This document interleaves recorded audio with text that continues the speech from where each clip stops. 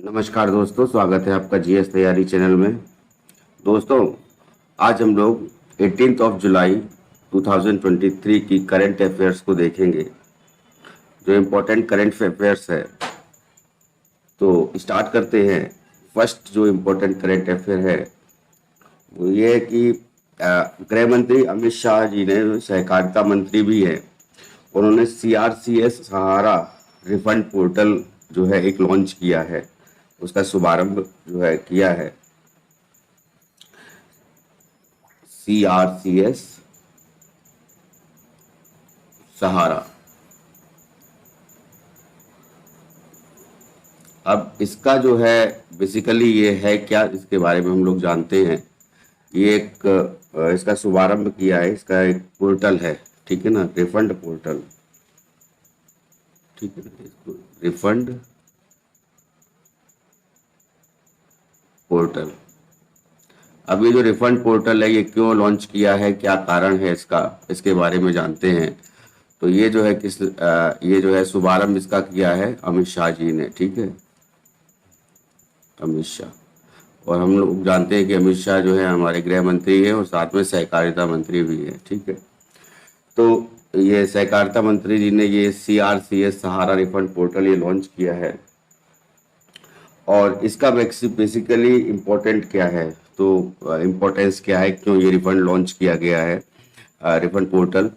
तो सबसे बड़ी बात ये है कि पहले हम लोग जानते हैं कि इसको जो है ये सहकारिता मंत्री जो हैं अमित शाह जी, गृह मंत्री के साथ साथ, तो सहकारिता कहते किसको, सहकारिता देख लिए। सहकारिता का अर्थ क्या होता है कि मान लीजिए कुछ लोग हैं, मान लीजिए 10 व्यक्ति हैं, ठीक है, और 10 व्यक्ति हैं मान लीजिए, और 10 व्यक्ति जो है मिलकर के जो है आर्थिक हितों की पूर्ति करते हैं समाज के, है ना। 10 व्यक्ति मिलकर कोई एक ग्रुप बनाते हैं, ठीक है, और ये ग्रुप क्या काम करेगा, ये आर्थिक हितों की पूर्ति करेगा, ठीक है ना। जो भी आर्थिक समस्याएं हैं या जो भी आर्थिक हित हैं उनकी पूर्ति करेगा, किनकी, समाज के, ठीक है ना, समाज की। और समाज के आर्थिक हितों की पूर्ति के साथ साथ जो है अपने भी आर्थिक हितों की पूर्ति होती है। उसका जो है लाभ जो है इनको, इन जो 10 व्यक्ति हैं, मान लीजिए कुछ व्यक्ति हैं जो ये ग्रुप फॉर्म किए हैं, उनको भी लाभ मिलता है। तो ये जो होता है कि किसी समान उद्देश्य के लिए, एक मान लीजिए कोई उद्देश्य है, जैसे कृषि क्षेत्र में बहुत ज़्यादा सहकारिता है और दुग्ध क्षेत्र में है, दूध के क्षेत्र में, तो बेसिकली मिलकर ये प्रयास करते हैं ताकि वो आर्थिक हित हो सके समाज का, है ना, उसका पोषण हो सके, संवर्धन हो सके, और समान उद्देश्य की पूर्ति के लिए अनेक व्यक्तियों द्वारा जो है ये किया जाता है, ठीक है, सामाजिक हितों की पूर्ति के लिए, बेसिकली समाज के आर्थिक हितों की पूर्ति के लिए। और इससे जो मिलकर संस्था बनती है उस संस्था को कहते हैं सहकारी संस्था, ठीक है ना। तो ये सहकारिता क्या होती है कि 10 व्यक्ति या कुछ व्यक्ति जो है मिलकर के एक ग्रुप में काम करते हैं, जिससे समाज के आर्थिक हित होते हैं उनकी पूर्ति होती है, और साथ साथ जो है इनके आर्थिक हित भी इसमें शामिल होते हैं, ठीक है। और इससे रिलेटेड जो संस्था होती है वो क्या कहलाती है, सहकारी। जिस संस्था का ये नाम देते हैं वो कहलाती है सहकारी संस्था, ठीक है ना। तो ये तो हो गया सहकारिता का अर्थ। अब आते हैं सहारा रिफंड पोर्टल पे। तो क्या है कि सहकारिता मंत्रालय जो है ये अमित शाह जी के अंडर में है, और इसमें क्या है, ये सहकारिता मंत्रालय जो है सहकारिता को बढ़ाने के लिए और जो है ज़्यादा सक्रिय बनाने के लिए ये मंत्रालय जो है स्टार्ट किया गया था, ठीक है। और इसमें जो है एक वर्डिक्ट है कि सहारा ग्रुप जो है इसमें जो जितने लोगों ने अपनी पूंजी लगाई थी या पैसे लगाए थे, वो सभी के सभी जो है रिफंड कैसे किए जाएं, उसके लिए जो है वो पोर्टल ये लॉन्च किया गया है, CRCS सहारा रिफंड पोर्टल, ठीक है। तो 29 मार्च 2023 को जो है इसकी पृष्ठभूमि है कि 29 मार्च 2023 को जो है सुप्रीम कोर्ट ने एक वर्डिक्ट दिया था, सुप्रीम कोर्ट, ठीक है। तो ये वर्डिक्ट क्या था कि जितने भी जमाकर्ता हैं, वैध जमाकर्ता, मतलब जो लोगों ने पैसा लगाया है सहारा में, ठीक है ना, वैध जमाकर्ता, अब ये जो वैध जमा करता है, इनका भुगतान के लिए, जो जमा करता है उनके भुगतान के लिए जो है ये पोर्टल लॉन्च किया गया है। ठीक है, और वो जमा करता कहाँ है, जितनी भी सहारा की कंपनीज हैं बेसिकली, तो उसके भुगतान के लिए ये पोर्टल लॉन्च किया गया है, और जिसको सहारा से भी रिफंड खाते से जो है 5,000 करोड़ रुपए की सहकारी समितियों के माध्यम से जो है ये हस्तांतरित करने का आदेश दिया गया। कितना? 5,000 करोड़ रुपए। ठीक है ना, 5,000 करोड़ रुपीस। ठीक है, तो इतने रुपए जो है, इतना ये जो है फंड रेज किया गया है कि इससे जो है क्या होगा, ये जितने भी व्यक्तियों ने इसमें सहारा में जो है पैसा इनका फंसा हुआ है वो इनको वापस मिलेगा। ठीक है ना, तो एक तरह से ये सेंट्रल रजिस्ट्रार बनाया है और इसके लिए आदेश दिया था सुप्रीम कोर्ट ने। ठीक है, एट दैट टाइम, तो उसी को आगे बढ़ा करके जो है ये 5,000 करोड़ का फंड जो है ये रेज किया गया है। तो जो सहारा समूह की सहकारी समितियां हैं, उनके जो जमा करता है या फिर तो उनके द्वारा वैध दावे जो है प्रस्तुत करने की सुविधा के लिए जो है ये रिफंड पोर्टल जो है ये CRCS सहारा रिफंड पोर्टल लॉन्च किया गया है। ठीक है, अब इसमें कौन कौन सी कंपनी, देखिए सहारा से रिलेटेड कुछ कंपनी जैसे सहारा क्रेडिट कोऑपरेटिव सोसाइटी लिमिटेड है ना, और उसके साथ साथ सहारियन यूनिवर्सल मल्टीपर्पज सोसाइटी लिमिटेड है। ऐसे करके तमाम जो भी सहारा से रिलेटेड कंपनियां हैं और जिसमें ये लोग सदस्य थे, उनको जो है ये रिफंड दिया जाएगा। ठीक है, और इस जो पोर्टल के जैसे इससे क्या होगा कि रिफंड प्रक्रिया को एक तरह से प्रॉपरली जो है चैनलाइज करके जो है चलाया जाएगा। ठीक है, तो ये एक इम्पोर्टेंट न्यूज़ है। तो इससे जो है उन व्यक्तियों को पैसा दिया जाएगा जो लोग सहारा में जिन्होंने पैसा लगाया था, और जो है जिसको लेकर के 29 मार्च 2023 को सुप्रीम कोर्ट ने ये वैध जमाकर्ताओं के भुगतान के लिए कहा था। ठीक है, तो उसके लिए जो है ये जो रिफंड पोर्टल है ये 5,000 करोड़ रुपए का रिफंड पोर्टल बनाया गया है। ठीक है ना, अब आते हैं सेकंड न्यूज़ की तरफ। तो सेकंड न्यूज़ जो है ये आज की ये है कि रेजर पे को लेकर के है।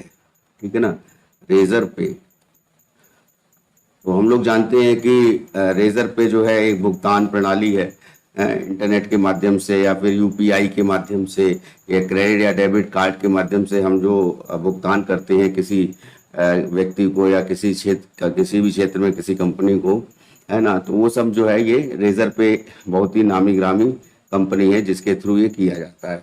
तो रेजर पे ने जो है मलेशिया में जो है एक पेमेंट गेटवे लॉन्च किया है मलेशिया। ठीक है ना, मलेशिया में पेमेंट गेटवे लॉन्च किया है। गेटवे ये है ये। ठीक है, गेटवे।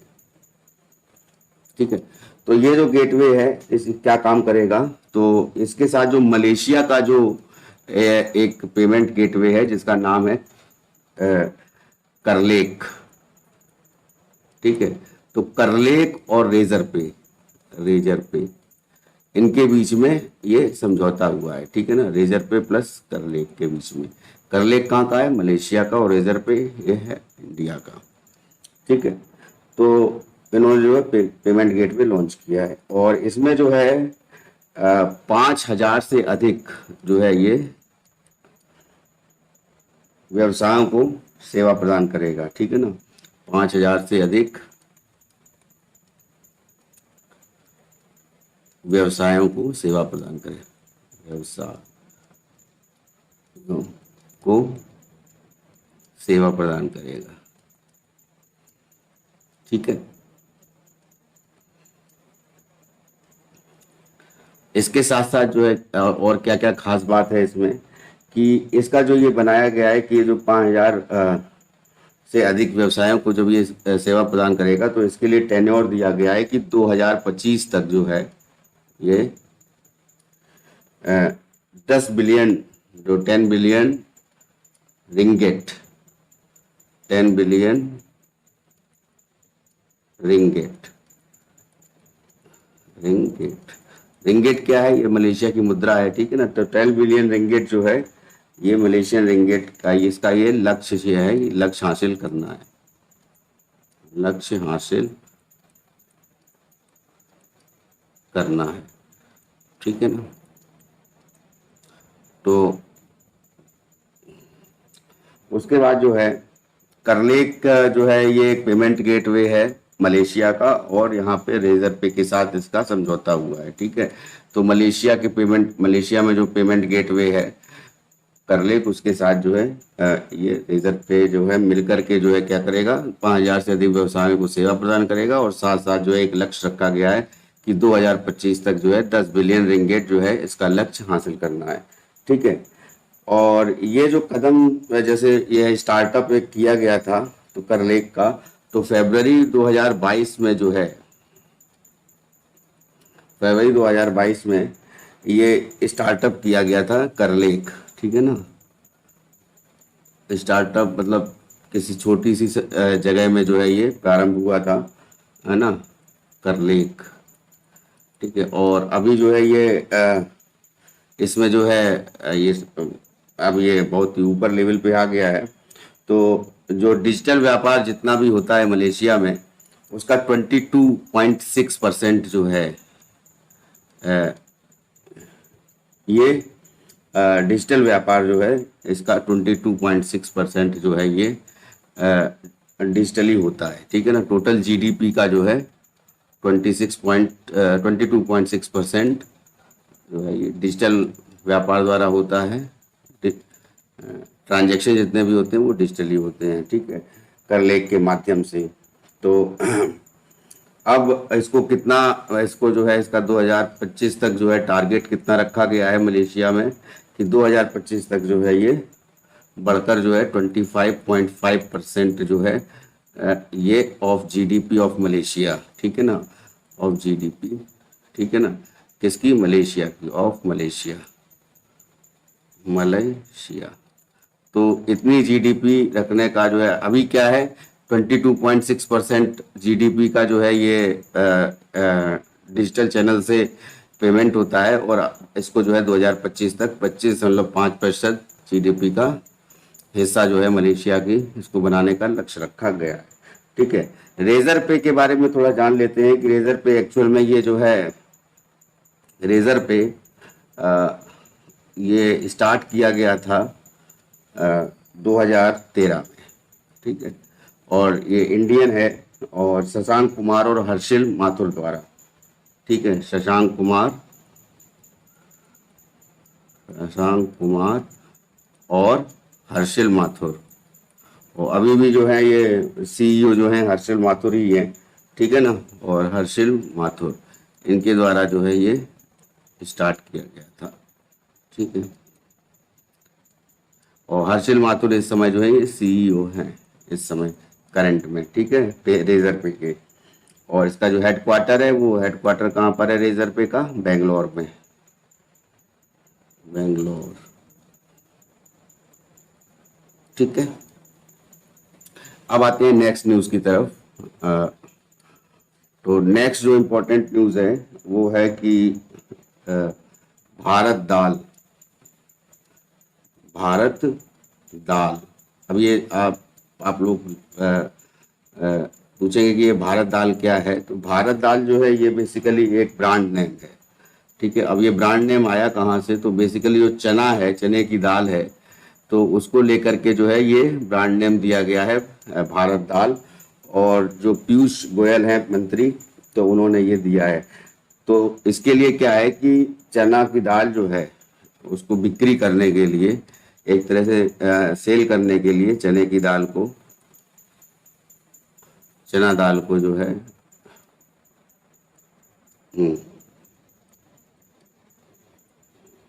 ठीक है, चना दाल को जो है ये बिक्री करने के लिए, एक तरह से सेल करने के लिए, ठीक है ना, ये जो है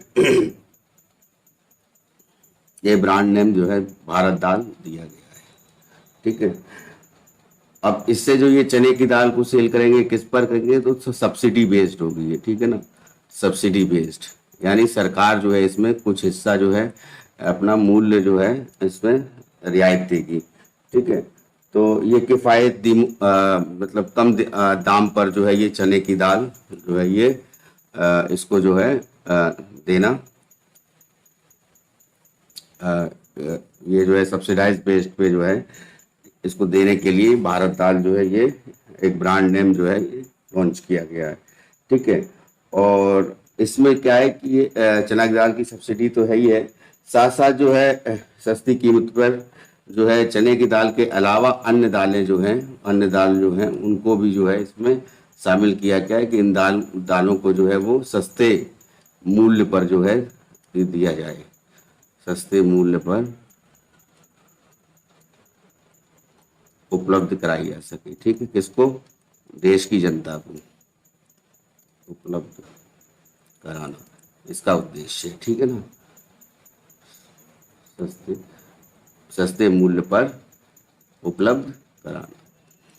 अब इसमें बेसिकली जो है ये काम कौन करेगा इसमें, तो हम लोग जानते हैं नेफेड, और नेफेड जो संस्था है वो इसमें काम करेगी। इसका जो है इसको जिम्मेदारी दी गई है, और है ना, national agriculture cooperative marketing federation है। ठीक है, इसका फुल फॉर्म नेशनल एग्रीकल्चरल है ना, कल्चरल कोऑपरेटिव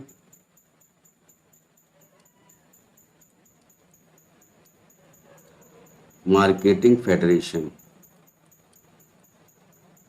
ये बेसिकली जो है नेफेड जो है इसीलिए बनाया गया था, पोर्टल मार्केटिंग फेडरेशन।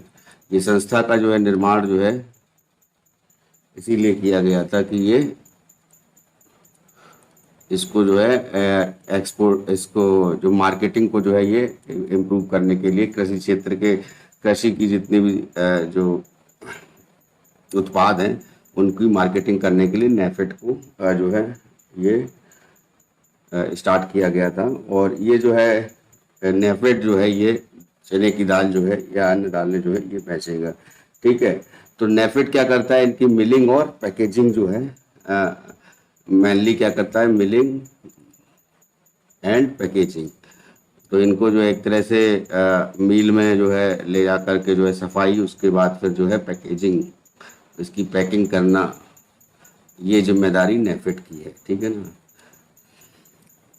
तो नेफेड के साथ साथ जो है एनसीसीएफ को भी ये काम दिया गया है, एनसीसीएफ को। और एनसीसीएफ जो है वो है कि national cooperative consumers federation of India limited, national cooperative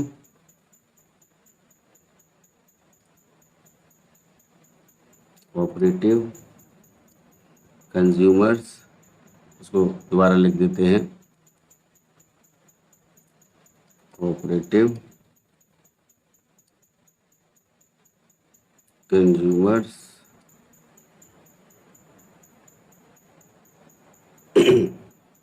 federation. ठीक है, तो इसके द्वारा भी ये किया जाएगा। और एनसीसीएफ का जो है गठन हुआ था ये 1965 में जो है इसको बनाया गया था इस संस्था को। ठीक है, तो ये एपेक्स बॉडी कही जाती है, एक तरह सबसे ऊपर जो है इसको रखा जाता है, एपेक्स बॉडी है ये कंज्यूमर कोऑपरेटिव की इंडिया में। तो राज्य सरकारें जो हैं जैसे सहकारी दुकानों पर के लिए जो है चने की दाल खरीद सकती हैं। ठीक है ना, तो जैसे कल्याणकारी कोई योजना है तो कोई उस योजना में जो है जैसे अंत्योदय योजना है, या फिर जो बीपीएल के नीचे जो भी राशन कार्ड धारक होते हैं उनको खाद्यान्न जो है मुहैया कराना है ना, राज्य सरकार कराती है। तो उसके लिए जो है ये भारत दाल के माध्यम से ये जो है चने की दाल को खरीद सकते हैं और कम दामों पर, और उसको इजीली जो है कोई भी राज्य सरकार जो है इसको यूज़ कर सकती है, इस ब्रांड नेम, इस मतलब इस एक तरह से इस प्रोग्राम का। ठीक है ना, या इस योजना का मेनली कहा जाए तो। ठीक है, और चने का जैसे हम लोग जानते हैं कि सबसे ज़्यादा जो है भारत में उत्पादित होने वाली दाल है, और इसमें जो है तरह तरह के जो व्यंजन हैं तो उसके लिए ये जानी जाती है। ठीक है, तो मेनली जो है ये अन्य दालें भी इसमें शामिल हैं, लेकिन मेनली जो है चना की दाल शामिल है। ठीक है ना। अ, तो ये ब्रांड नेम किसके द्वारा दिया गया है, यहाँ पे पीयूष गोयल जो मंत्री हैं, ठीक है ना, Piyush Goyal.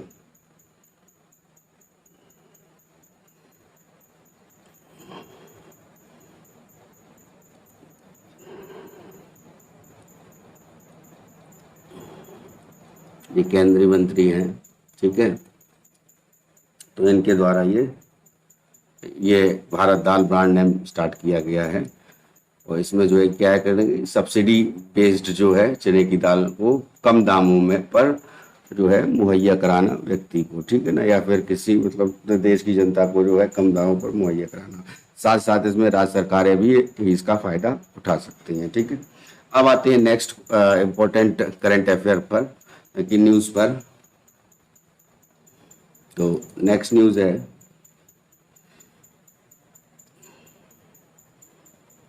Fourth important news है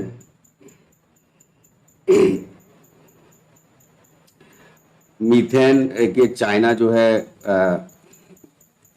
हम लोग जानते हैं कि बहुत ज़्यादा इम्प्रूवमेंट कर रहा है। तो स्पेस में भी जो है स्पेस में भी जो इसने जो है बहुत इम्प्रूवमेंट किया है। ठीक है, तो चाइना ने जो है मीथेन ईंधन एक के रूप में यूज़ किया है। ठीक है ना, CH4 जो है इसको यूज़ किया है मीथेन को। किसके लिए, ये प्रोपेलर एकदम प्रोपेलेंट जो है उसके लिए यूज़ किया गया है। और मीथेन जो है इसको एक स्पेस क्राफ्ट है उसके ईंधन के लिए यूज़ किया गया है, अंतरिक्ष रॉकेट के लिए एक तरह से। ठीक है ना, स्पेस जो है इसमें अंतरिक्ष रॉकेट के लिए, जो अंतरिक्ष रॉकेट।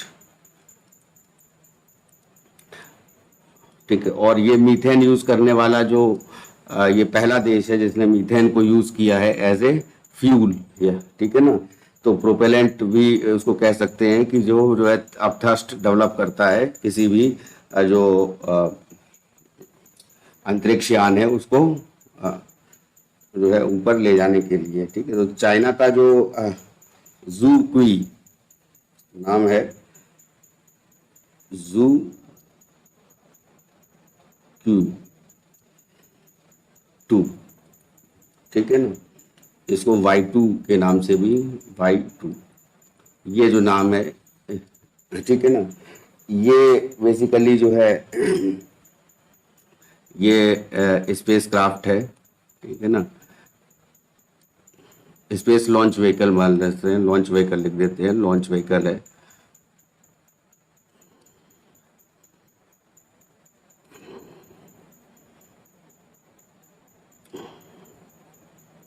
ठीक है, तो इसने जो है ये जो लॉन्च व्हीकल है इसमें जो फ्यूल है, ठीक है ना, या प्रोपेलेंट जो है वो कौन सा है, वो है CH4। ठीक है, बेसिकली मीथेन। ठीक है, और ये मीथेन संचालित रॉकेट है और इसमें जो ये मीथेन संचालित है इसमें बेसिकली मैथलॉक्स के नाम से जाना गया है इसको, मैथलॉक्स।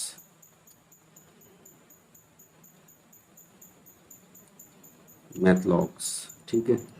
अब बेसिकली ये क्या है कि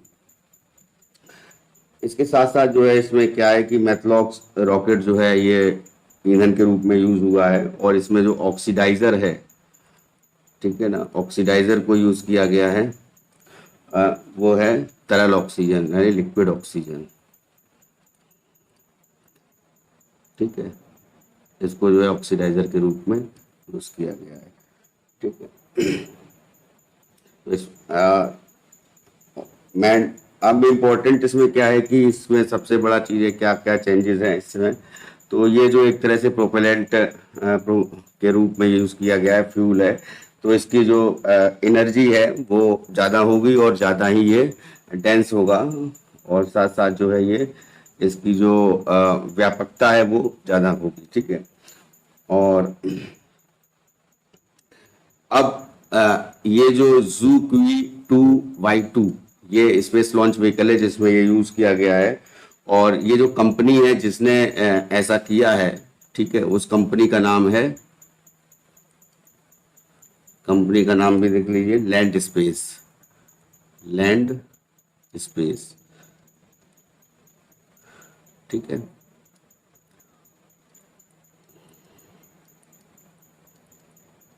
लैंड स्पेस, ठीक। इसके पहले भी जो है बीजिंग एक कंपनी थी जिसके माध्यम से जो है इसमें कैरोसिन और ऑक्सीजन को यूज किया गया था, है ना। तो वो पहले जो इससे पहले जो चाइना ने एक बार और ये स्पेस क्राफ्ट में या फिर जो भी स्पेस लॉन्च व्हीकल है उसमें यूज किया था, बीजिंग तियानबिंग, बीजिंग तियानबिंग,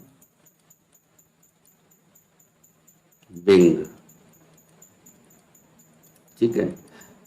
तो ये कंपनी का नाम है, ये बीजिंग तियानबिंग टेक्नोलॉजी,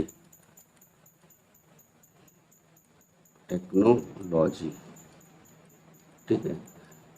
ये जो कंपनी है इसने इससे पहले जो है कैरोसिन ऑयल को यूज किया था as a fuel, kerosene oil, ठीक है, लिक्विड फ्यूल के रूप में इसको यूज किया गया था, ठीक है।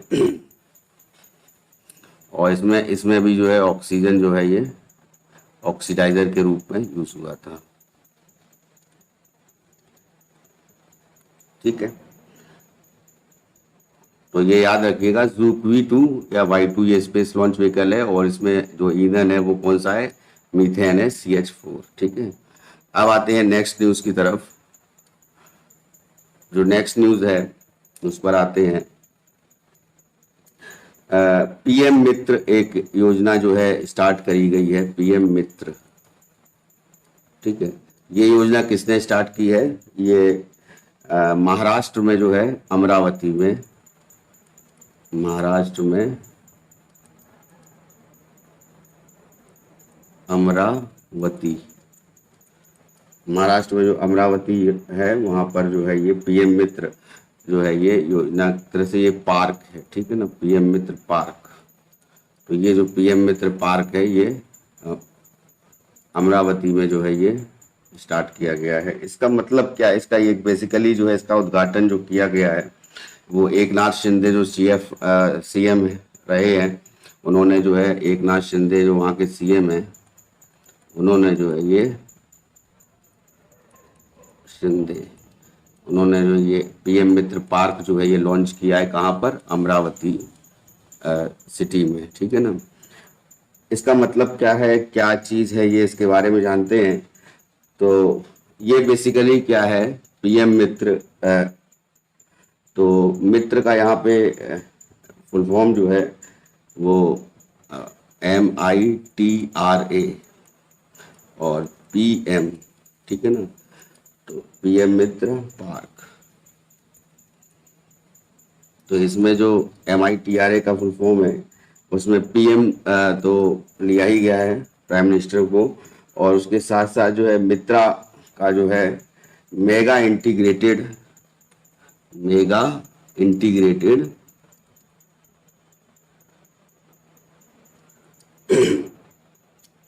टेक्सटाइल रीजन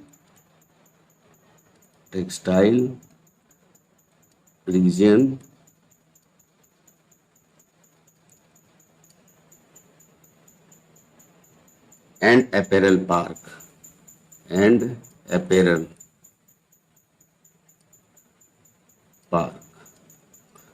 ठीक है। तो ये मित्रा का जो है फुल फॉर्म है। तो इसको जो है इसका वर्चुअली उद्घाटन किया गया है, यानी कि कहने का मतलब है वीडियो कॉन्फ्रेंसिंग के द्वारा जो है इसका उद्घाटन किया गया, और पीयूष गोयल के द्वारा जो है इसको जो है इसका उद्घाटन किया गया है।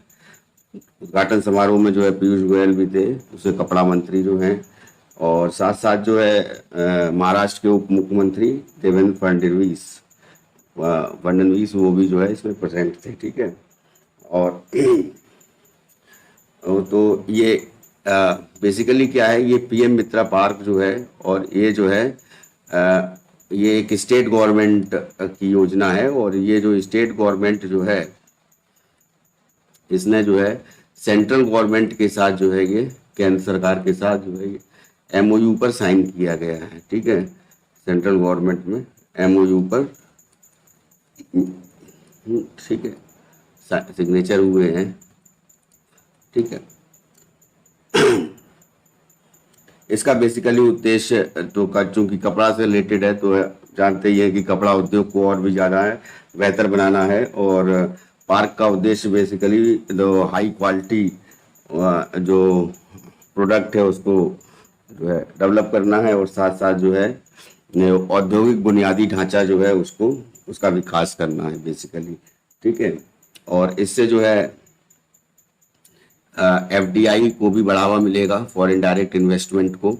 इस पार्क में जो है ये विदेशी कंपनियां हैं वो भी जो है ये क्लॉथ से रिलेटेड या टेक्सटाइल से रिलेटेड जो भी कंपनियां हैं फॉरेन की भी, वो भी यहाँ पे इंडिया में आकर के जो है इस पार्क में अपना कंपनी को सेटअप कर सकती है। ठीक है, तो कपड़ा के क्षेत्र में जो है ये एक तरह से रोजगार भी उपलब्ध कराएगा। ठीक है ना, कपड़ा के क्षेत्र में।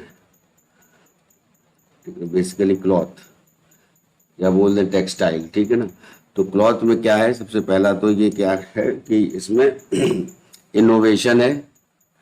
इनोवेशन बेसिकली एक तरह से नवाचार। ठीक है, दूसरा है रोजगार सृजन, जिसको बोलते हैं एम्प्लॉयमेंट।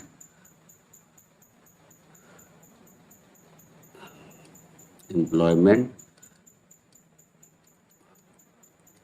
रोजगार सृजन। ठीक है, यानी एम्प्लॉयमेंट को डेवलप करना, मतलब नौकरियां जो है ऐसे डेवलप होंगी, और साथ साथ जो उसको बढ़ावा मिलेगा। और साथ साथ जो है जो नरेंद्र मोदी जी हैं प्रधानमंत्री, उनके 5 जो एफ विजन है, 5F विजन, उसको भी इस पार्क के द्वारा पूरा करने में मदद मिलेगी। ठीक है ना, तो जो 5F विजन है वो क्या है कि फॉर्म, फाइबर, फैक्ट्री, फैशन और फॉरेन। ठीक है ना, 5F जो विजन, सॉरी 2F नहीं है, ये 5F विजन है। ठीक है ना, 5F विजन प्रधानमंत्री क्या है इसको देख लीजिए। 5F विजन में पहला है बेसिकली फार्म। ठीक है ना, दूसरा फाइबर, एक मिनट, फाइबर। ठीक है, तीसरा क्या है, फैक्ट्री। चौथा क्या है, ये एग्जाम में पूछा जा सकता है कि 5F विजन में कौन एक शामिल नहीं है, इस तरह से पूछा जा सकता है, तो इसको याद रखिएगा। फैक्ट्री के बाद फैशन, जो 5वां है वो है, जिसको इसको आगे जाके यहाँ लिख देते हैं, फैशन के बाद फॉरेन। तो कपड़ा क्षेत्र में जो है प्रगति आएगी इसके उद्योग में, तो उसमें जो है फैशन शामिल होगा, फैक्ट्रीज डेवलपमेंट होंगी। फाइबर एक तरह से रेशा युक्त जो मटेरियल है, यानी कि जैसे ये कपड़े का ही हो गया व्यापार। फार्म इन द सेंस, यानी कि पार्क जो ये डेवलप किया गया है, पीएम मित्र पार्क, ये एक तरह से फार्म के रूप में ये डेवलप किया गया है। ठीक है, तो ये 5F विजन को भी जो है एक तरह से ये सेटिस्फाई करता है। ठीक है ना, पीएम मित्रा पार्क। ठीक है, तो ये याद रखिएगा, पीएम मित्रा पार्क जो योजना है ये बेसिकली किस राज्य की है, महाराष्ट्र की है, और ये अमरावती में जो है स्टार्ट की गई है, और अमरावती में ये पार्क बनाया गया है। और एक नाथ शिंदे वहाँ के चीफ मिनिस्टर हैं, उनके साथ जो है ये स्टेट गवर्नमेंट पार्क का, ये सेंट्रल गवर्नमेंट के साथ जो है ये एमओयू साइन हुआ है। और इसमें जो है इनोवेशन को बढ़ावा मिलेगा, एम्प्लॉयमेंट को बढ़ावा मिलेगा, डेवलपमेंट होगा, प्रोडक्टिविटी जो है इंक्रीज करेगी, इंफ्रास्ट्रक्चर डेवलपमेंट होगा। ठीक है, तो ये mega integrated textile reason and apparel park जो है, इससे जो है कपड़ा इंडस्ट्री जो है या कपड़ा से संबंधित जो भी कंपनियां हैं वो भारत ही नहीं बल्कि विदेश की कंपनियों भी यहाँ पर आकर के जो है अपनी फैक्ट्री जो है, अपना जो कारखाना है उसको भी जो है लगा सकती है। ठीक है, तो उसके इससे क्या होगा कि एफडीआई फॉरेन डायरेक्ट इन्वेस्टमेंट को भी बढ़त मिलेगी। ठीक है, अब आते हैं नेक्स्ट न्यूज़ पर। तो नेक्स्ट न्यूज़ जो है उस पर आते हैं। देखिए, ओमान चांडी जो है, ओमान चांडी ये केरला के सीएम रहे हैं। ठीक है ना, ओमान चांडी, और ये अभी हाल ही में जो है इनका निधन हो गया है। ठीक है ना, और 18 जुलाई यानी आज ही के दिन जो है 2023 को इनका निधन हुआ है।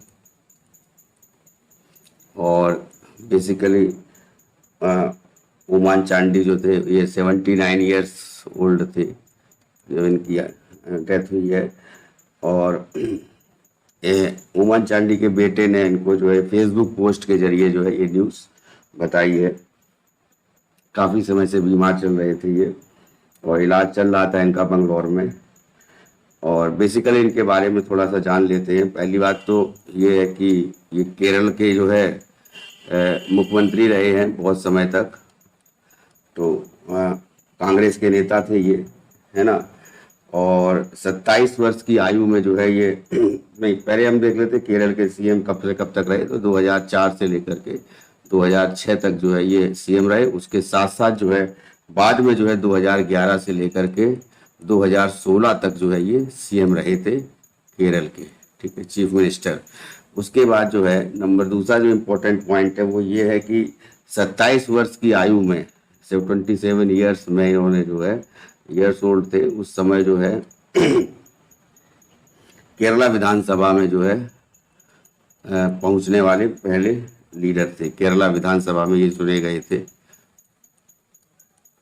ठीक है ना, एमएलए जो है पहले बने थे। ठीक है ना, मेंबर ऑफ लेजिस्लेटिव असेंबली बने थे। तीसरा जो इम्पोर्टेंट पॉइंट है वो ये है कि इन्होंने जो है लगातार 11 चुनाव जीते हैं। ठीक है ना, तो ये एक बहुत बड़ी उपलब्धि है कि लगातार जो है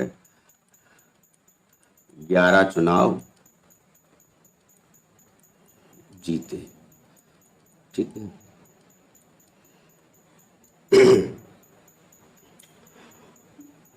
ठीक है। और 4 बार जो है ये विपक्ष के नेता भी रहे वहाँ पर। वहाँ की जो विधानसभा है 4 बार विधानसभा के विपक्ष के नेता भी रहे थे।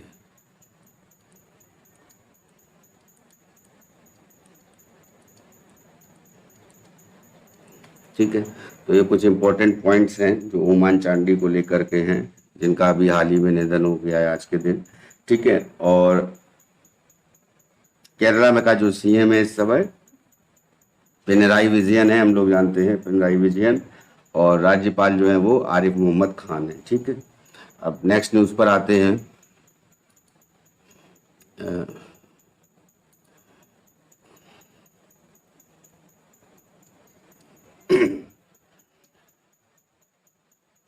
भारत जो है देखिए G20 का जो वैश्विक खाद्य नियामक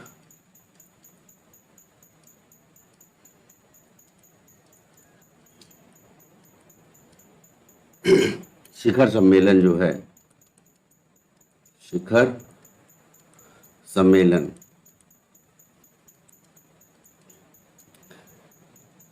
ये 2023 का ये इंडिया में होने जा रहा है। ठीक है, भारत में इसका आयोजन ठीक है। अभी तक का रिकॉर्ड है कि G20 का ये वैश्विक खाद्य नियामक सम्मेलन जो है, ये हमेशा जो है ये यहाँ नहीं हुआ करता था। और इसमें जो है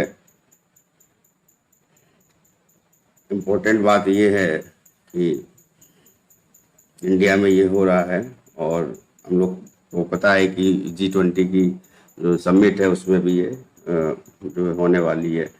तो ये जो है दिल्ली में आयोजित हुआ है, ठीक है ना, दिल्ली में इसका आयोजन किया गया है।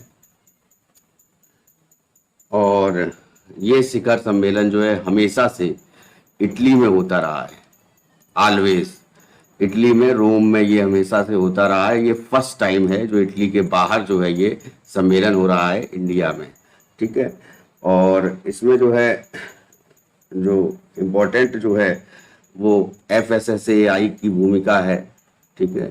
तो फूड प्रोडक्ट्स को है, बेटर क्वालिटी के फूड प्रोडक्ट्स को डेवलप करना है ना, उसके नियामक जो है FSSAI जो है एक तरह से नियामक संस्था है, ठीक है ना। Food safety and standard authority of India है, अथॉरिटी ऑफ इंडिया है ना, क्या है, इसको मैं लिख देता हूँ आप लोगों के लिए कि food safety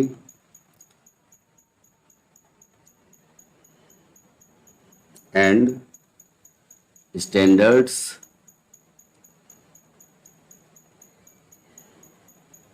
authority of India, ठीक है।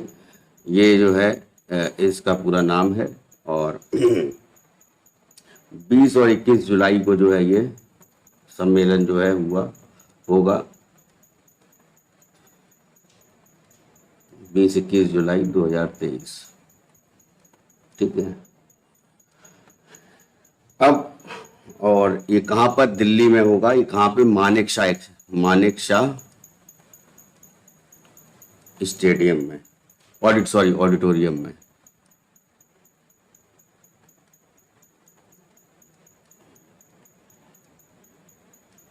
मानेकशॉ ऑडिटोरियम में ये सम्मेलन जो है होगा।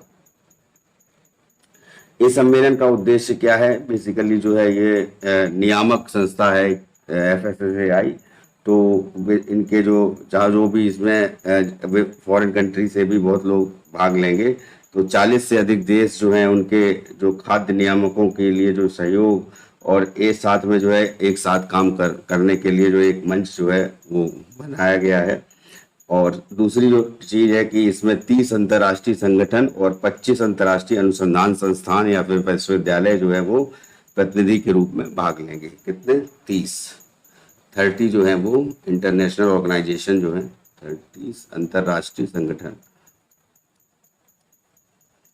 राष्ट्रीय संगठन जो है इसमें भाग लेंगे, ठीक है। और कितने साथ में क्या संगठन भाग लेंगे, और साथ साथ जो है 25 जो है वो जैसे रिसर्च सेंटर हैं, इंटरनेशनल रिसर्च सेंटर, अनुसंधान संस्थान, अंतर्राष्ट्रीय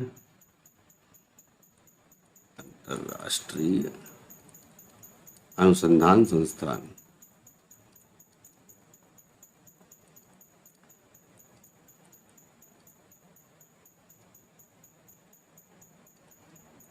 ठीक है।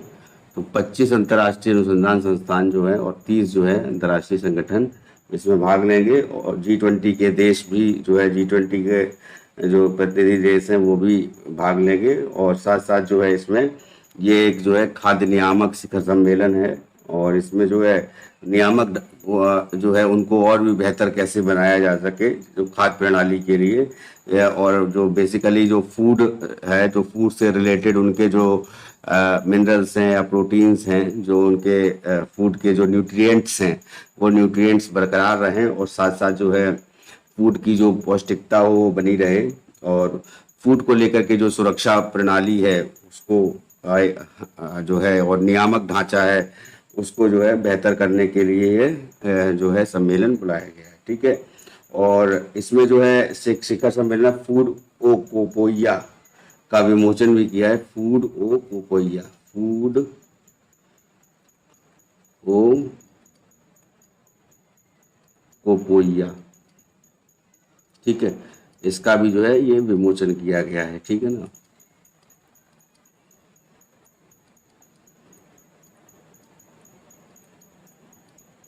विमोचन किया गया, ठीक है।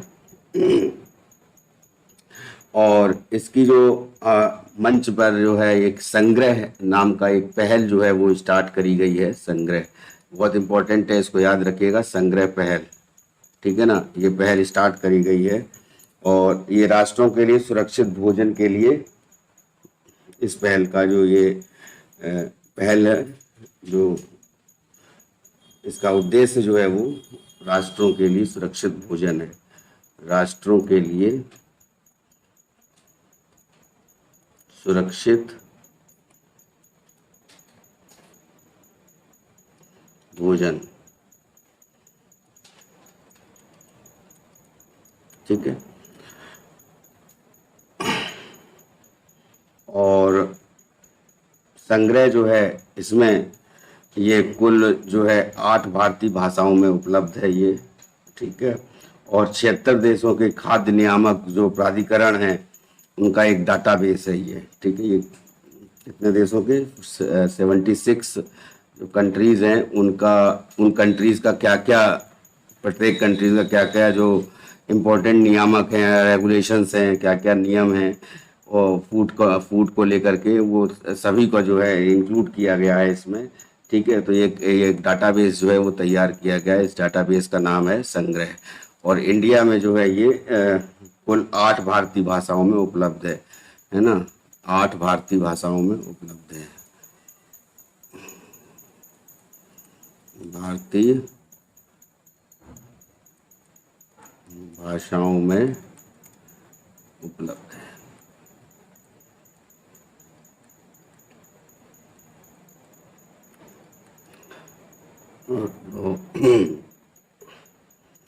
तो ये जी फिर से देख लेते हैं। G20 जो वैश्विक खाद्य नियामक शिखर सम्मेलन है, कहाँ हो रहा है? दिल्ली में हो रहा है। कब हो रहा है? 20-21 जुलाई 2023 को। कहाँ पर हो रहा है? मानेक शॉ ऑडिटोरियम में। और ये जो है इंडिया की जो है FSSAI जो है क्वालिटी के लिए जानी जाती है, क्वालिटी बेंचमार्क है यहाँ का फूड प्रोडक्ट्स का, ठीक है। तो FSSAI जो हम लोग जो भी जो food products packaged food product लेते हैं तो उसमें FSSAI का जो है लोगो होता है, प्रमाणित होता है वो, ठीक है। और इसमें 30 अंतर्राष्ट्रीय संगठन जो है वो भाग लिए हैं और 25 जो है अनुसंधान संस्थान है अंतर्राष्ट्रीय, उन्होंने भाग लिया है। और इसका जो एक प्रोग्राम है वो क्या नाम है? फूड ओकोकोइया इसको बोला गया है। और उससे इम्पोर्टेंट चीज़ एक चीज़ और है कि एक डाटाबेस तैयार किया गया है ना, राष्ट्रों के लिए सुरक्षित भोजन के लिए। वो जो डाटाबेस है उस डाटाबेस का नाम है संग्रह, जो 76 कंट्रीज यानी 76 कंट्रीज का डाटाबेस है। और जो इंडिया की 8 भाषाओं में, ये भारतीय भाषाओं में उपलब्ध है ये डाटाबेस।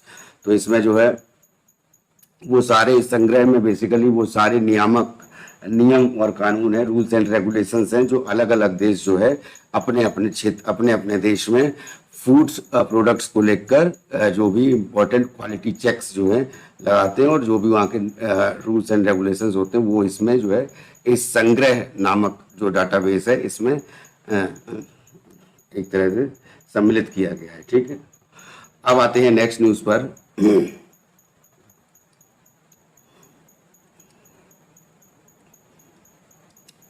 लखनऊ में बेसिकली जो है 2 राष्ट्रीय राजमार्ग जो है NH नेशनल हाईवे जो है बनाए गए हैं, ठीक है। और इनका उद्घाटन हुआ है और उद्घाटन किया गया है। और ये 2 राष्ट्रीय राजमार्ग है। कितने हैं?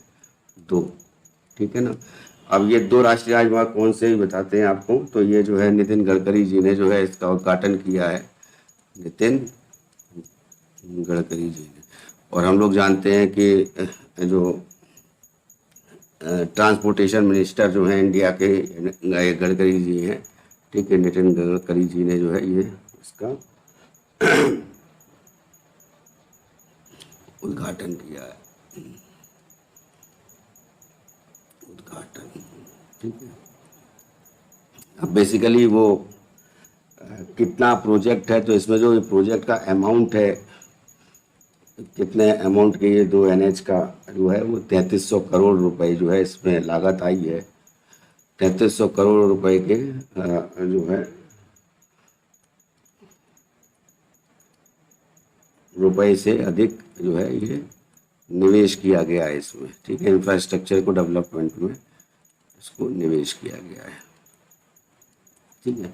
अब बेसिकली 2 राष्ट्रीय राजमार्ग जो हैं ये लखनऊ उत्तर प्रदेश में हैं, और कौन कौन सा है, तो एक जो प्रोजेक्ट है,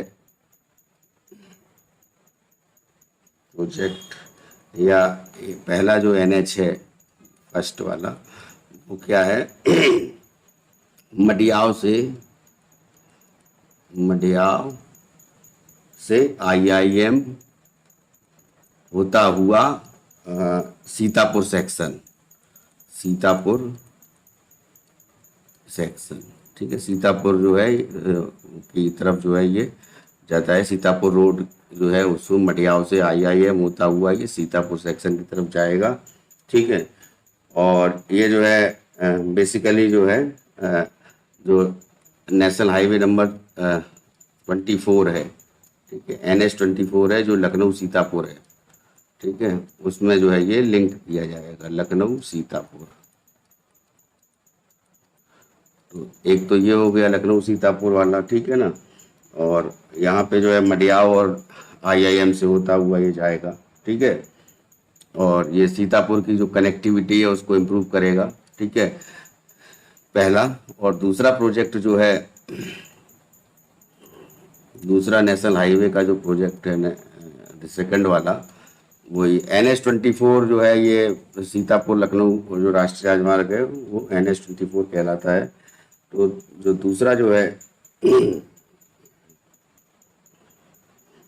और इसमें बेसिकली क्या है कि मडियाव IIM सीतापुर सेक्शन जो है इसमें बिटौली तिराहा है और जानकीपुरम है, वहाँ पे बहुत ज़्यादा जाम लगता है, तो वो सब जो है जाम से छुटकारा मिलेगा।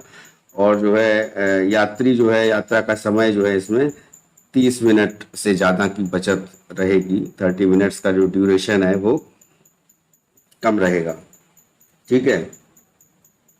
और हम लोग जानते हैं कि सीतापुर की तरफ नैमिषारण्य है और तीर्थयात्री जो है वहाँ पे जाते हैं तो उनको ये फ़ायदा मिलेगा। दूसरा है अलीगढ़ कानपुर खंड। देखिए अलीगढ़ कानपुर खंड जो है ये इम्पोर्टेंट है, अलीगढ़ कानपुर खंड। अब ये अलीगढ़ कानपुर खंड क्या है, बेसिकली अलीगढ़ से कानपुर के बीच का जो रास्ता है उसको जो है और भी इम्प्रूव किया गया है। तो इसमें नबीगंज, हम जानते हैं कि नबीगंज जो है ये मैनपुरी के पास है, ठीक है ना। तो नबीगंज जो है से मित्रसेनपुर, नबीगंज से मित्रसेनपुर, ये जो है ये तक ये दूसरी परियोजना है। और ये 4 लेन जो है सड़क का निर्माण है ना, 4 लेन, ठीक है ना, सड़क का निर्माण किया जाएगा। अब ये जो है कहाँ कहाँ से होकर गुजरेगा, तो इस पर जो है छिबरामऊ,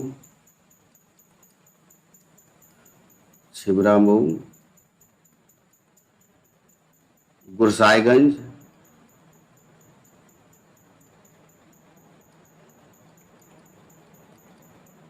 जलालाबाद और मानीमऊ, ये 4 जगह से जो है ये गुजरेगा। और छिबरामऊ से लेकर यहाँ पे जो है नबीगंज जो है यहाँ पर जो है वह मित्रसेनपुर तक ये चलेगा। और जो छिबरामऊ, गुरसाईगंज, जलालाबाद और मनियामऊ होता हुआ जाएगा, मानीमऊ होता हुआ। और कन्नौज बेसिकली इसमें इम्पोर्टेंट है, कन्नौज, ठीक है।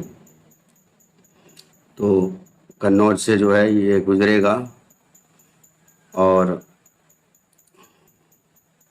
एक मिनट, हाँ, कन्नौज से ये गुजरेगा, ठीक है। और इससे जो है बेसिकली क्या होगा कि जो दिल्ली का जो जाने वाला रास्ता है, जो कृषि व्यापार जो है उसको सरल बनाते हुए दिल्ली तक आराम से सीधी पहुंच मिल पाएगी। ठीक है, तो ये दो ये जो NH प्रोजेक्ट ये लॉन्च किए गए हैं, एक तरह से उद्घाटन किया गया उनका मडियाव से IIM होते हुए सीतापुर का तक का। तो वहाँ पर जैसे नैमिषारण्य है, नीमसार, मिश्रिक है, तो वहाँ पर जो जाने वाले तीर्थयात्री हैं उनको फ़ायदा मिलेगा। और लखनऊ सीतापुर का जो नेशनल हाईवे नंबर कौन सा है, 24 है। ठीक है, और दूसरा जो प्रोजेक्ट है अलीगढ़ को जोड़ेगा कानपुर से, तो नबीगंज मित्रसैनपुर तक ये कन्नौज छिबरामऊ होता हुआ गुरसाहिबगंज जलालाबाद मानीमऊ होता हुआ जो है ये दिल्ली वाले रूट से जो है ये इसको कनेक्ट किया जाएगा। ठीक है, तो अभी हाल ही में हम लोगों ने देखा था कि अलीगढ़ से लेकर के जो गाजियाबाद तक का रूट जो है वो 100 घंटे के अंदर पूरा कर लिया गया था। और एक नेशनल हाईवे पे जो तो उसमें ये जाके मिलेगा और वहाँ से जो है ये अलीगढ़ से जो है दिल्ली जो है जाने का रास्ता जो है वो उससे मिल जाएगा। तो एक तरह से ये बहुत ही इम्पोर्टेंट दोनों हाईवे हैं और नेशनल प्रोजेक्ट हैं, तो नेशनल हाईवे के अंडर में आते हैं, NHAI के अंडर में। तो इनका उद्घाटन जो है किन्होंने किया है, नितिन गडकरी ने किया है। ठीक है, तो लखनऊ से रिलेटेड है। अब आते हैं नेक्स्ट न्यूज़ पर।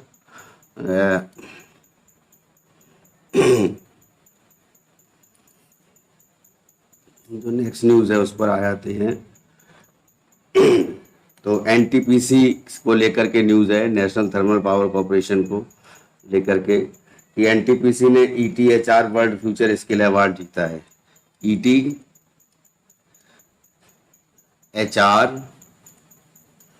वर्ल्ड फ्यूचर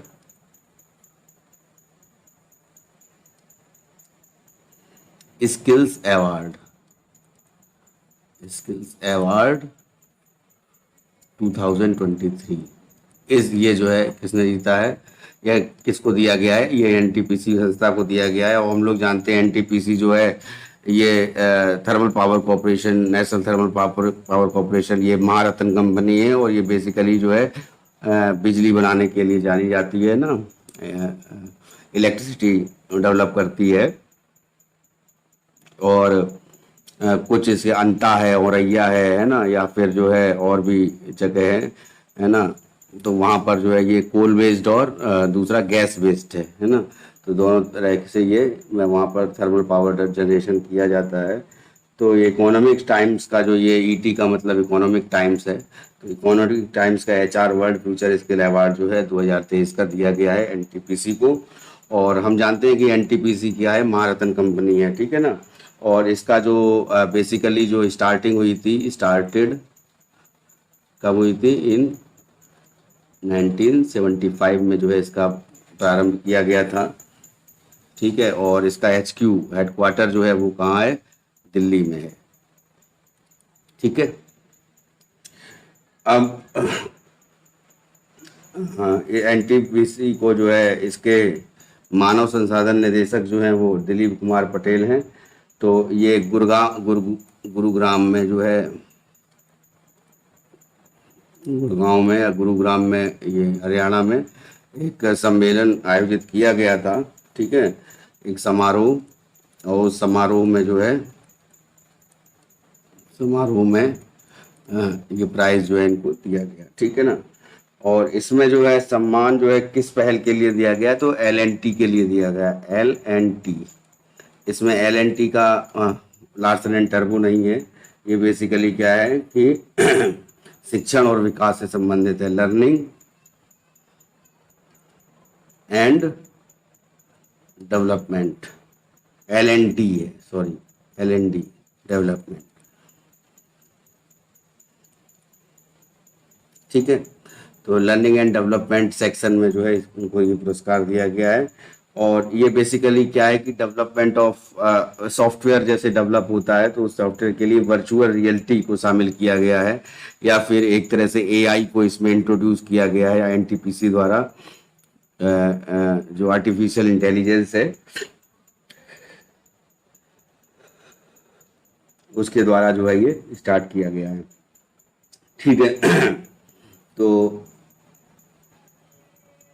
इसमें बेसिकली क्या है कि जो एम्प्लॉय लिए जाते हैं, जो आउटसोर्सिंग या बाहर से जो एम्प्लॉय लिए जाते हैं, एक तरह से जो आउटसोर्स किए जाते हैं, तो उन एम्प्लॉइज की क्या है कि एक तरह से स्किल डेवलपमेंट करना है, एक तरह से उनकी जो स्किल, मान लीजिए कोई वेल्डर है तो उसकी वेल्डिंग की स्किल डेवलप करना है, या अगर कोई पेंटर है तो पेंटिंग की स्किल डेवलप करना है।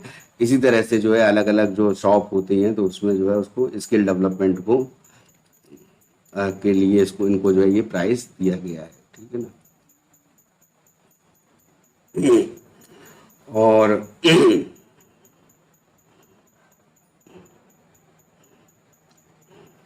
इस एनटीपीसी के बारे में जो है हम लोग जानते ही हैं कि मैंने बताया अभी कि ये सेंट्रल गवर्नमेंट की महारत्न कंपनी है, ठीक है ना। महारत्न महारत्न कंपनी जो है एनटीपीसी है एक। और हम जानते हैं जो शुद्ध मुनाफा जो है एक साल में जो ऐसे 5,000 करोड़ रुपए का शुद्ध मुनाफा होना चाहिए एक महारत्न कंपनी का। 15,000 करोड़ का टर्नओवर होना चाहिए एक महारत्न कंपनी का, ये मिनिमम रिक्वायरमेंट होती है, ठीक है ना।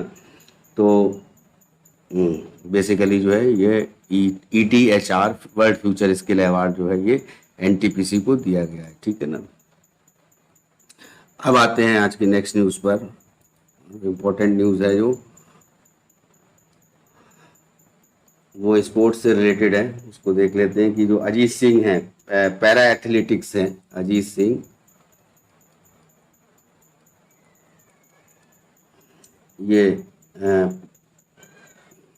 पैरा एथलेटिक्स चैंपियन में जो है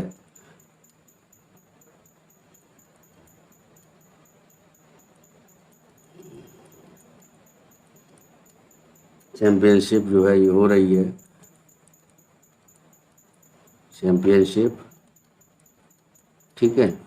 और ये कहाँ पर हो रही है, ये हो रही है आपके फ्रांस में, ठीक है ना, पेरिस में, ठीक है ना, ठीक है, फ्रांस में पेरिस में जो है ये हो रही है, ठीक है।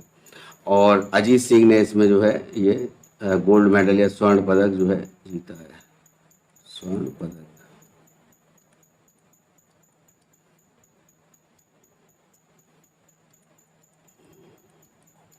ठीक है। और ये बेसिकली क्या करते हैं, भाला फेंक में,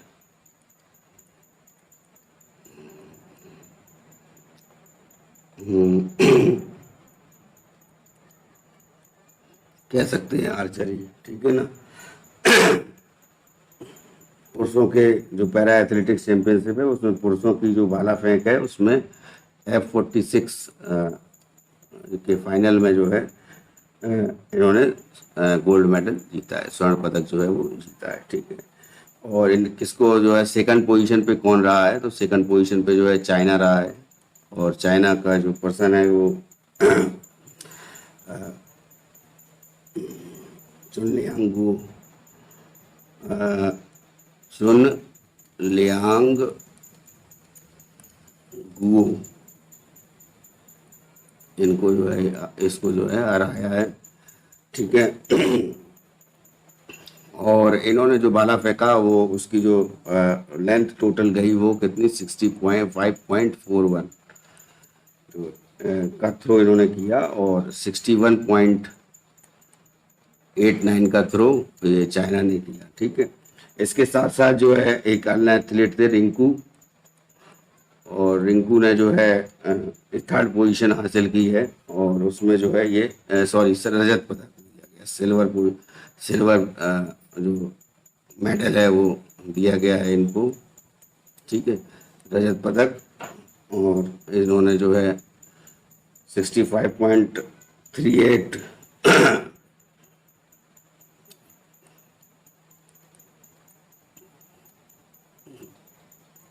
जो सेकंड पोजीशन इनको मिली है 60.5.38 जो है फेंका है वाला, है ना, और थ्रो किया है। और उसके साथ साथ जो है श्रीलंका के दिनेश प्रियता हेराथ और रिंकू इसमें जो है सेकंड पोजीशन पे रहे थे। तो हमको ये जानना है कि रिंकू जो है ये इसमें सेकंड पोजीशन पे रहा है, ठीक है ना, ये रहे हैं सेकंड पोजीशन पे, ठीक है। और फर्स्ट पोजीशन पे जो इन्होंने स्वर्ण पदक जीता है अजीत सिंह ने, ठीक है। ये पैरा ओलंपिक पैरा एथलेटिक्स हो रही है, कहाँ हो रही है, फ्रांस में हो रही है, पेरिस में, ठीक है। और एक और जो थे वो सुंदर सिंह थे। तो सुंदर सिंह ने जो है ये फोर्थ पोजीशन इनकी आई है, फोर्थ रहे हैं ये। और ये जो है 61.81 पर जो है इनका इन्होंने भाला फेंका है, ठीक है। चौथे स्थान पर सुंदर सिंह रहे हैं। तो आज की इम्पोर्टेंट करंट अफेयर्स जो थे, टॉप 10 न्यूज़, वो मैंने आपको बताई। और इसके साथ ही जो है इस वीडियो लेक्चर को ख़त्म करने से पहले आपसे गुजारिश कि जो चैनल है वो आप ज़रूर सब्सक्राइब कर लीजिए, बेल आइकन दबा दीजिए, ताकि जो नया वीडियो अपलोड हो उसकी आपको सूचना जो है तुरंत मिल जाए, ठीक है। दूसरी जो इम्पोर्टेंट बात है वो ये है कि जीएस तैयारी जो है ऐप के माध्यम से जो है डेली करंट अफेयर्स का टेस्ट जो है आपको भेजा जाता है। तो आप अगर जीएस तैयारी में इनरोल होते हैं इस ऐप में तो आपको जो है डेली करंट अफेयर्स जो है 20 क्वेश्चंस जो है मिलते हैं। तो उन 20 क्वेश्चंस को आप डेली जो है प्रैक्टिस कर सकते हैं। साथ साथ जो है कुछ स्टडी मटेरियल भी अवेलेबल है ऐप में, और साथ साथ प्रीवियस ईयर पेपर, यूपीपीसीएस के प्रीवियस ईयर पेपर, आईएएस के प्रीवियस ईयर पेपर, एसएससी के प्रीवियस ईयर पेपर्स, और साथ साथ जो है जैसे ग्राम विकास अधिकारी के पीछे पुराने पेपर हैं, या साथ साथ प्रीवियस ईयर के और पुलिस के प्रीवियस ईयर पेपर हैं। तो वो सभी जो है आपको जीएस तैयारी ऐप पर मिल जाएंगे, वहाँ से आप ले सकते हैं, ठीक है। और साथ साथ डिफरेंट कोर्सेज हैं, उनको भी आप परचेज कर सकते हैं। परचेज नहीं भी करते तब भी आपको जो है अच्छा खासा मटेरियल जो है वहाँ से मिल जाएगा। और जीएस तैयारी जो वेबसाइट है उसके माध्यम से भी आप जो है daily current affairs one liner और साथ साथ जो है इम्पोर्टेंट आर्टिकल्स और एडिटोरियल्स जो निकलते हैं हिंदू में या फिर इंडियन एक्सप्रेस में या फिर जो है कोई इम्पोर्टेंट पेपर है उसमें, तो वो जो इम्पोर्टेंट आर्टिकल्स करके मैं एक जो है बना रखा है, एक कॉलम है आर्टिकल्स एंड एडिटोरियल, ठीक है। तो आर्टिकल्स एंड एडिटोरियल पर जब आप जाएंगे तो उसमें आपको डिफरेंट आर्टिकल्स जो है जब के जिस दिन के हैं उसका हिंदी वर्जन, इंग्लिश वर्जन नहीं, द हिंदू पेपर का हिंदी वर्जन। और वेबसाइट में जो है एक चीज़ और चेंज की गई है जो बहुत अच्छी है, वो ये है कि आप हिंदी के साथ साथ उसका इंग्लिश में भी ट्रांसलेटर है उसमें, इंग्लिश में भी वो न्यूज़ देख सकते हैं, हिंदी में भी देख सकते हैं, बंगाली में देख सकते हैं, मराठी में देख सकते हैं। तो इस तरीके से जो है और साथ साथ जो है पंजाबी में देख सकते हैं। तो अलग अलग जो है भाषाओं को भी उसमें ऐड किया गया है ताकि आप लोग की सहूलियत के लिए, ठीक है। तो और फिलहाल जो है इस लेक्चर को यही विराम देते हैं, और नेक्स्ट जो है 19th ऑफ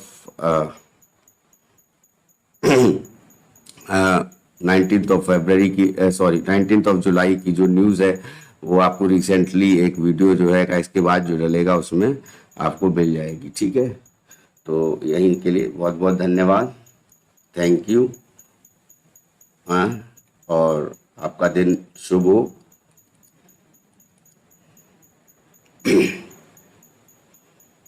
मिलते हैं नेक्स्ट वीडियो लेक्चर में, ठीक है, थैंक यू।